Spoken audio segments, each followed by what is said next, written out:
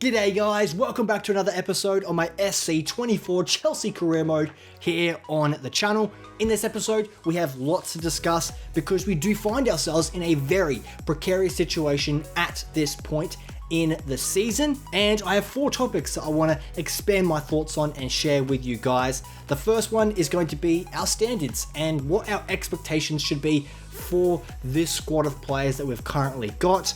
The second one being backing the long-term project, and is that something that we as a fan base should be buying into, or should we resort back to our hiring and firing strategy of the past? The third one being spending more money. Is that something that we need to be doing in this upcoming transfer window and in the foreseeable in the upcoming seasons?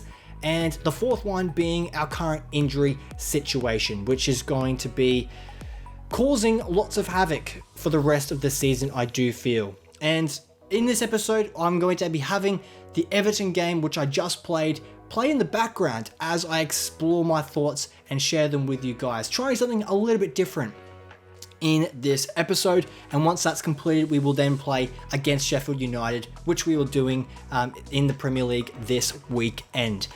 The first topic that I want to dive straight into is the standards. And coming into this season under Pochettino, I think we were all expecting it to be a lot better than it has been so far. And I am in absolute embarrassment, and it is absolutely distressing where we are in the table right now. I truly hate being a scroll down club. It is just unacceptable.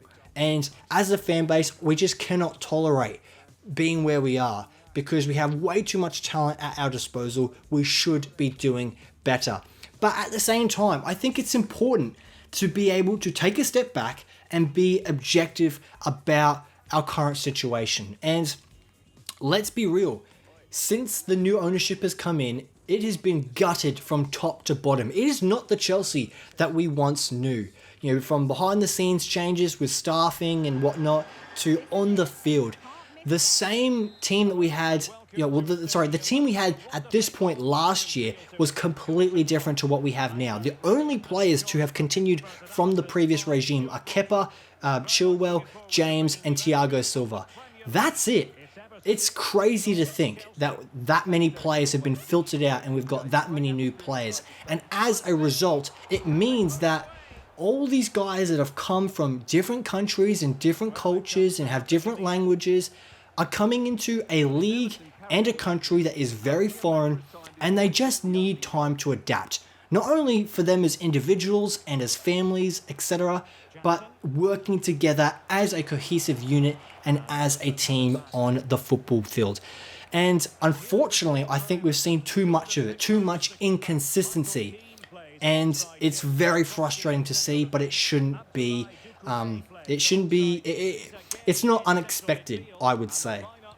And I think the key thing that's important to remember is that when you've got all these ingredients and you throw them into the mixing bowl, you're not going to quite get the finished product straight away. You need to refine it and you need to cook it just right. And I'm hoping Pochettino is the one to get us there. But as of right now, our standards need to be better.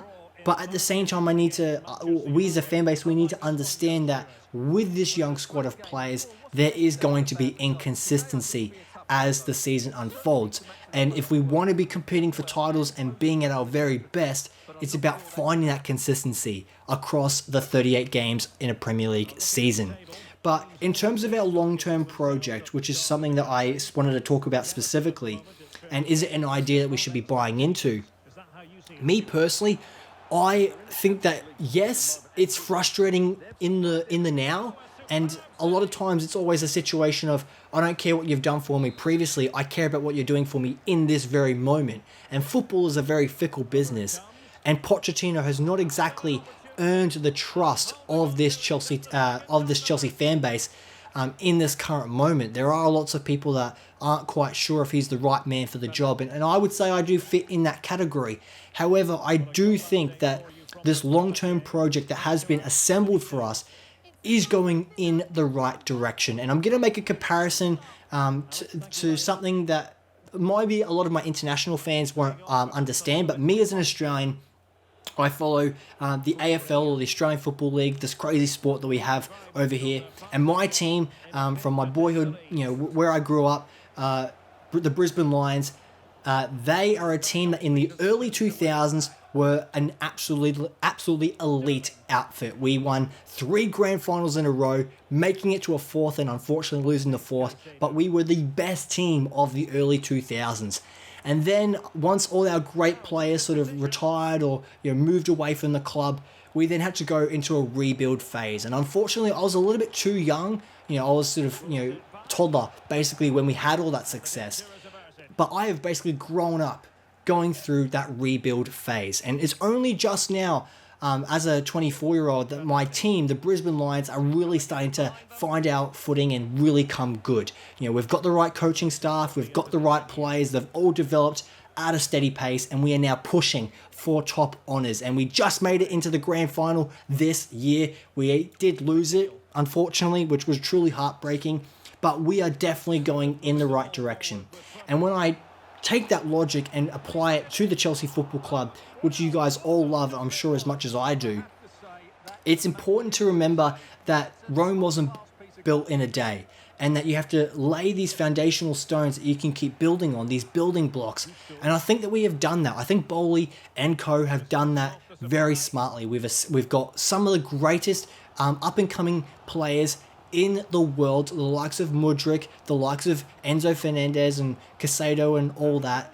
And it just takes time for these guys to settle into the league and into this team and become familiar with their surroundings and with the style of play.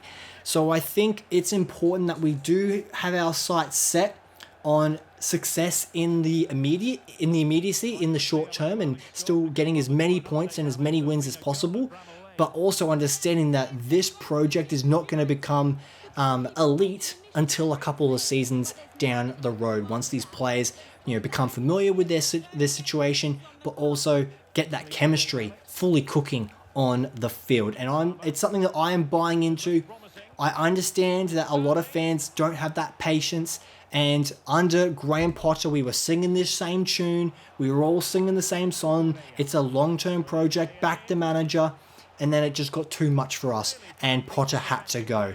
He was always the wrong appointment from the start, in my opinion. I think Pochettino is definitely a better manager and has a better CV behind him.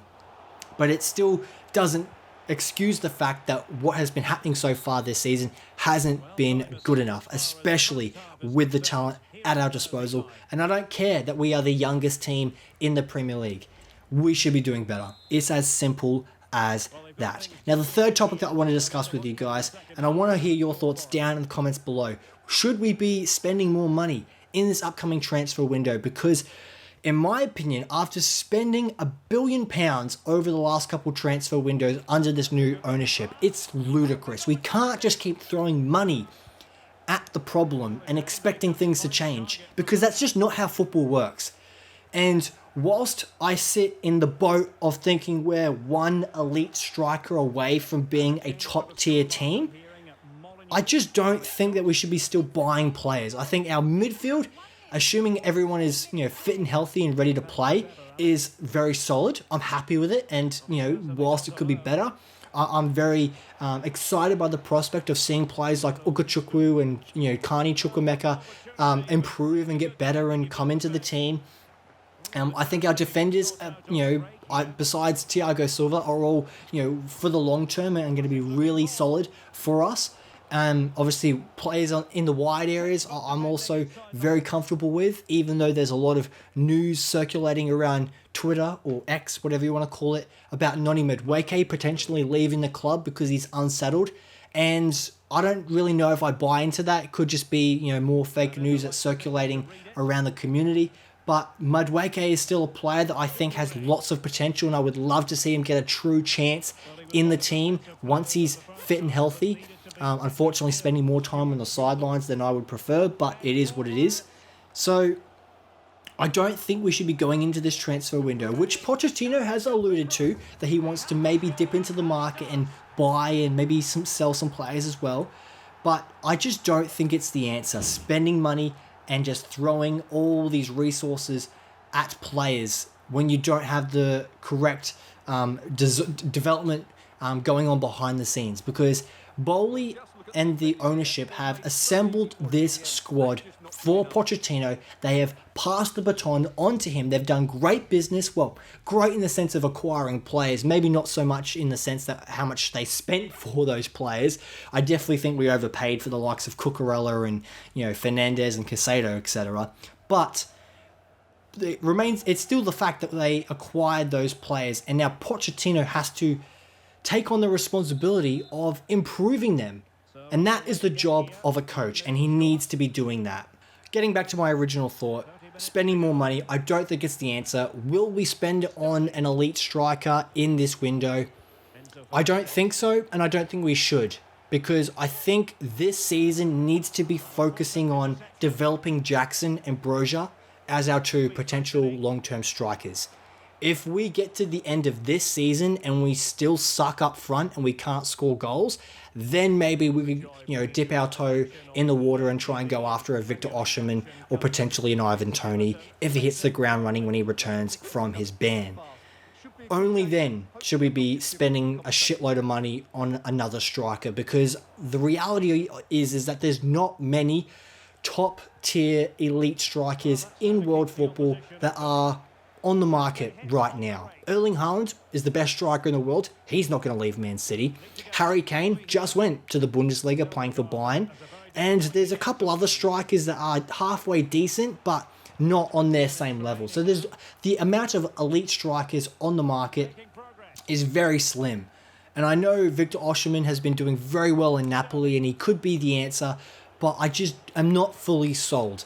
And, we've bought strikers in for big money previously. Think of Lukaku or Alvaro Morata or Fernando Torres once upon a time ago, and it's not always been in our best interest, and it's not always worked out. So I personally don't think it's the answer, but I have a feeling that we might be spending some money in this upcoming window, even though I don't think we should be. I think Pochettino should just dig deep and just work with what he's got and do his job of improving these players as individuals and within a team. And the last thing that I want to talk about, and that is our injury situation. And it might colour everything that I've just said, because when you have so many players out, I'm going to go through the list because it really is quite unfathomable. We have Reece James out for many more months with a hamstring injury. That guy cannot stay fit for the life of him. And it is extremely painful to see that man constantly spend so much time on the sidelines and not participate in this team, because when he's on form, I think he's the best right back in the world, but he has just been riddled by injury. And it makes you think what his long-term future is at this club if it stays like this. Food for thought. But we've now got Robert Sanchez, our number one goalkeeper, out for a couple of weeks.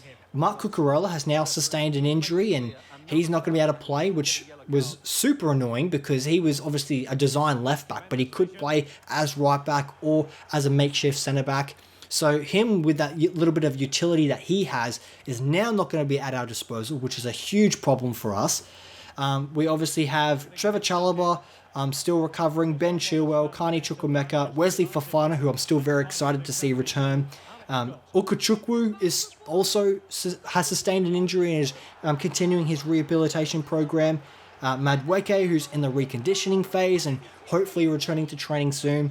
Romeo Lavia, who we purchased in the summer and has not featured at all for Chelsea yet, which makes me think, why did we buy him if he was injured? I don't think he got injured when he was at Chelsea. I can't remember. But regardless, spending all that money on him, and he hasn't even been fit at all and played in a Chelsea shirt, bit concerning. But he has returned to partial team training, and I'm hoping he's going to play a very important role in that defensive midfield role, sort of as a Casado alternative. And we've also got Malo Gusto, who's going to be returning to the squad. He's going to be a one-for-one replacement for Reece James in that right-back position. So I'm not exactly worried about that because I'm super impressed with what I've seen so far, even though there is room for improvement. And then, of course, the major headline of this whole situation is, of course, Christopher Nkunku, the man that we bought from RB Leipzig to score us goals. he's been out for a humongous amount of time. And after pre-season, when everyone was excited to see him in a Chelsea shirt, it's now been so long, and we have got ourselves into such a precarious situation where we haven't been scoring goals that I feel like us as a fan base have put so much anticipation about watching him play. And the sad reality is I don't think he's going to hit the ground running because he is coming back from injury, and it's going to cause so much upheaval within the fan base. And I am I'm excited to see him back on the pitch and playing in competitive football. But at the same time, I just don't know if he's going to be able to score those goals that we are so desperate for. And I hope that we can stay on side and trust him, and hopefully when he slowly gets those minutes up and gets his recovery and gets up to speed with the Premier League and learns the tempo and is able to find those pockets of spaces and hopefully score goals for us. We will have to see. It is really a moment in time where there's so much nervousness and fear of not quite knowing where the goals are going to come from. And everyone has been bestowing this pressure and this responsibility on Nkunku. And I just don't know if that's a wise move for us as a fan base. Whilst I do think he's going to play a key role in the creation of goals, I don't know if he's our out-and-out striker that we should be playing up top. I do see him playing as more of a creative role, maybe as a cam, which I've been utilising him as in the career mode. Whether Pochettino sees it the same way, I don't know. But I think it's really crazy, the injury situation that not only Chelsea has faced, but lots of teams in the Premier League. I think it's a problem. Obviously, having sort of 11 players out and not available for selection, it does weigh heavy on a manager's shoulders when he's having to rely on players playing more minutes than they should be, or having to bring in youth players from the academy that aren't quite ready for first team football. And the responsibility has been put on Pochettino's shoulders to get it right. And when you don't have all the jigsaw pieces at your disposal, it's very difficult to make a very pretty picture. So I really do hope that once we do get a fully fit squad, that we can hopefully get this train moving in a very momentum-focused way. But as of right now, I do feel for Pochettino in the current moment, because the injury situation is just truly and utterly shit. There's no other way you can put it. But with all that being said, those are my thoughts. I would love to hear your thoughts down in the comments below. What do you think about everything that I've just discussed? Now, that being said, let's get ready to verse Sheffield United. Now, the 1-0 defeat to Everton was truly a pain, because I thought we played halfway decently. We definitely didn't sustain a lot of pressure in the attacking third and get many shots off, but defensively I thought we were alright. But unfortunately, as always with me in this career mode series, it's one mistake you make and the opposition punishes you. So hopefully we can go into this game against Sheffield United and get another 3 points. And in real life, I'm obviously recording this before the game tonight, and it goes without saying, but it is, there's no other way of putting it, it is a must-win game. I don't care if we play shit and it's the worst performance I've ever seen, we must win.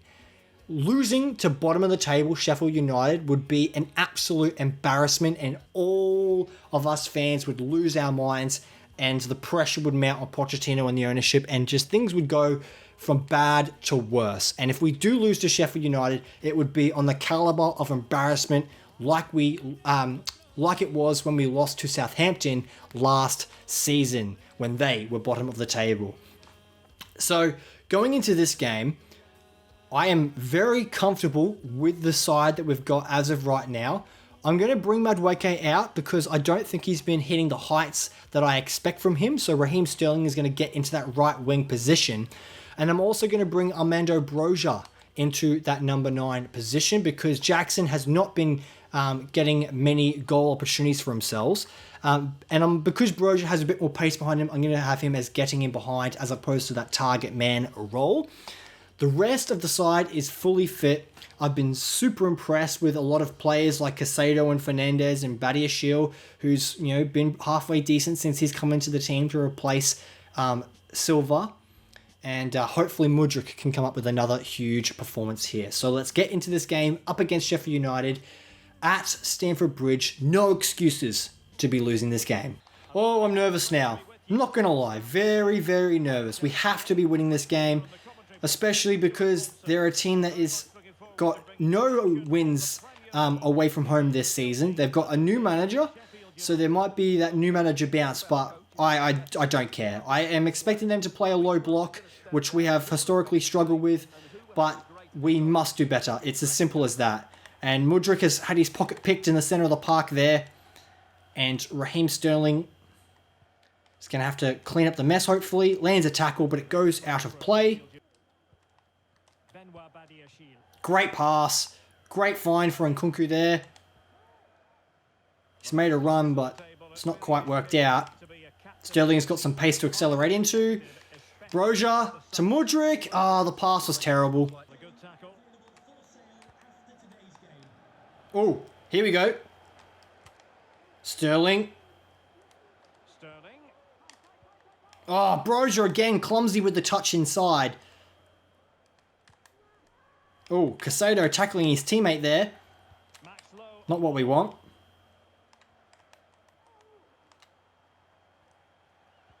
It simply didn't happen for Chelsea in the last game as they lost against Everton.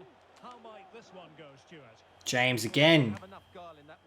Cleaning up the mess. Today they need a reaction, and I think we'll see one. If they start the game on the front foot and score an early goal, they could win this comfortably. Oh, cut out by Baldock there. And it's going to be a throw. Nkunku. What a pass. Oh, and Nkunku had a great touch inside, but the defender was right on him like a rash. Had no space and time to get a shot off there. Tom Davis. Lots of space in the middle of the park here for Sheffield.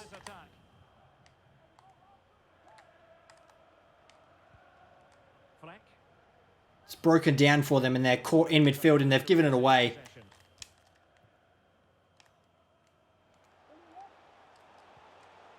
And Nkunku and Broja again ran into each other, basically creating a game of Jenga. Everything is falling apart in terms of attack right now. Coming through from one of the other games. Let's hear about it from Alex Scott. Yeah, it was a penalty for Newcastle United. Goalkeeper went the right way, but there's no way he could stop that one. It's now 1-0 with 30. Oh, Enzo got to get there. He does. Broja with your pace. The defenders read it well. And again, Broja's not able to find that space and make the run accordingly. Egan. On the ball, Davis. Max Lowe. Just straying offside.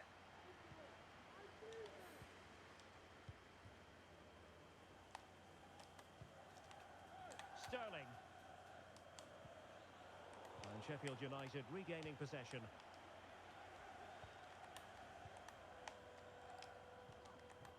Max Lowe.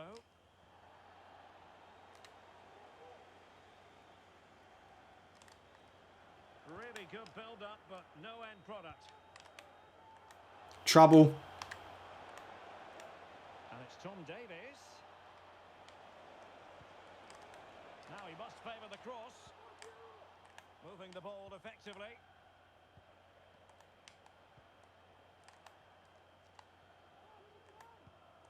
Fleck. Max Lowe on the ball. Come on, lads. Davis. Just getting picked apart at the moment. Oh, and James has been sent to the moon and back. And the first 45 minutes have come. Is that for real? Did the referee just blow his whistle there? Oh my God, that's embarrassing. Christopher Nkunku. I can't believe that's just happened. All right, 0-0 at the break. No one in our forward positions has been able to create anything of substance. We haven't even had a shot on goal yet. It's been a game that's been stuck in the middle of the park at the moment. And Broja might have the first opportunity of the second half. He gets around the defender. Oh! Oh, he had to score there. Well, as you said, he had a Opened his body up and the shot was awful. It was at the keeper, but even worse, it was over the bar. Bloody hell, Brozier. made of that. Oh, surely. Oh, it was a great build-up play and Kunku making the run, but the keeper read it like a book. It was an easy book. It was a child's book. Not very difficult for him, but still read it nonetheless. Carabao Cup live. Mudryk finding some space. It's Chelsea taking on Leeds United. well, Derek, everything to play for in that game. Sterling again, slow and sloppy. What a game that should be. It should be really tense. James landing a perfect tackle. Can he get the second one? No, he can't. And Sheffield have gone backwards again. In possession, Ahmed Hodzic. Low. Well, they keep passing away. Oh, Who can he pick out?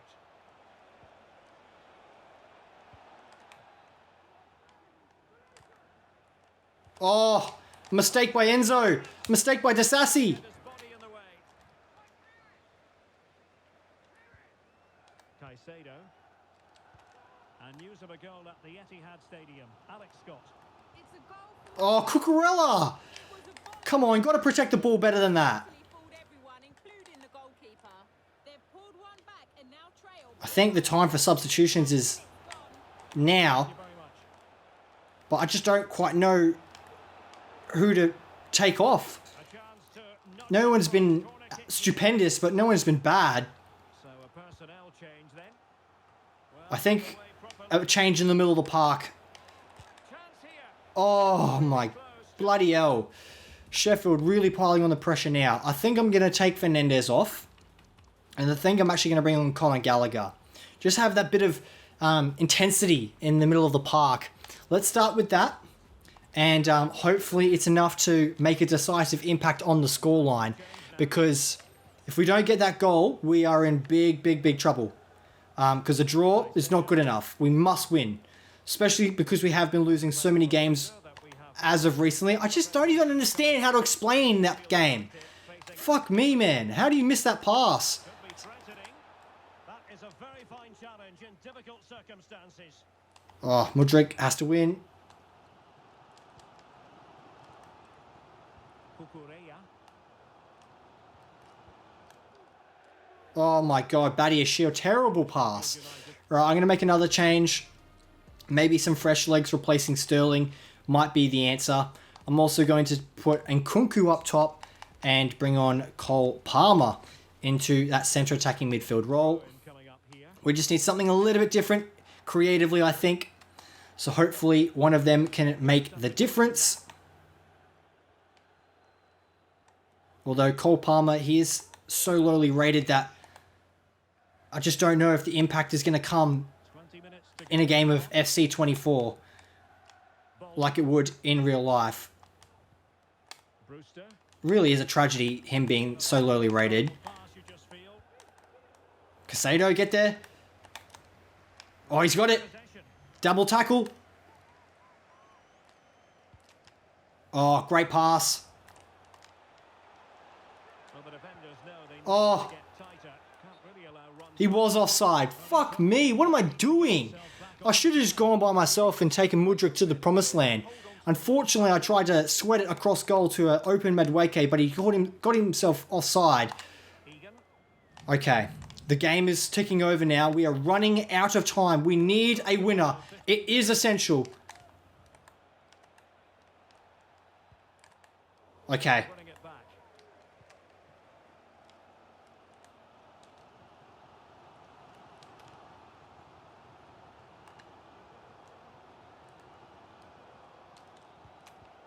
Oh, fuck off. No way he intercepted that. That was the And there's been a change to the scoreline in the City game. Gallagher tracking back really well there. Yeah, it's a third goal for Manchester City. The Oh my god, so much and it went space. to the woodwork. They're now behind by one. Sheffield reckon they might be able to steal it here. Oh, Data. bit of thunder in the background. Classic. Oh, it's been picked. No. Oh my god, if at least we don't lose it. Blocked it brilliantly. Sanchez making a save. Come on, lads. Got to push now. All right, we're going to up the tactics to attacking. Well, what a finish we've got here. That's a foul. This winning goal. Their fans Not ideal for momentum, but we'll take it. And Chelsea get All right. decision from the referee. Well, he knows he's on his last warning after that one. Well, I don't think it warranted a yellow card. He made a genuine attempt to play the ball there. Nkunku. Oh, come on. Position to take it away. No, look at all the space. Come on, someone.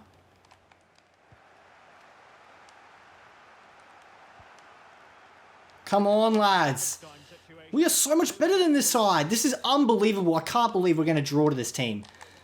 This is such bollocks. John Egan. On to Hammer.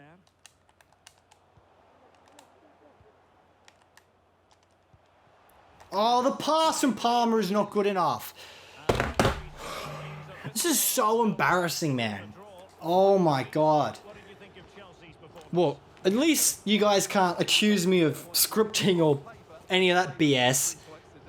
Oh, this game just does not make it easy for you. Focus to the next match now. And yet again, we have not got 3 points. I can't believe it. None of our attackers are stepping up and creating anything. The space is not being afforded to us. We're not making the right runs in behind, which was definitely our tactic from the start. And yet again, we have failed to get maximum points. And at home to Sheffield, it's terrible. Absolutely awful.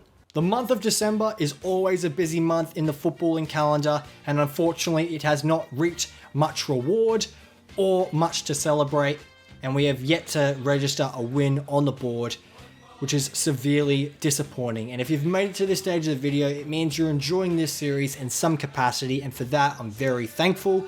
So thank you very much for watching. In the next episode, we obviously have a knockout competition up against Leeds and then more Premier League action. And hopefully, in my instant match reaction against Sheffield, I hopefully have lots of positives to say, because I do not thrive on negativity. I do not enjoy it. And I really do hope that we get a win, because it is a must-win game. Thanks so much for watching, and I'll catch you in the next episode.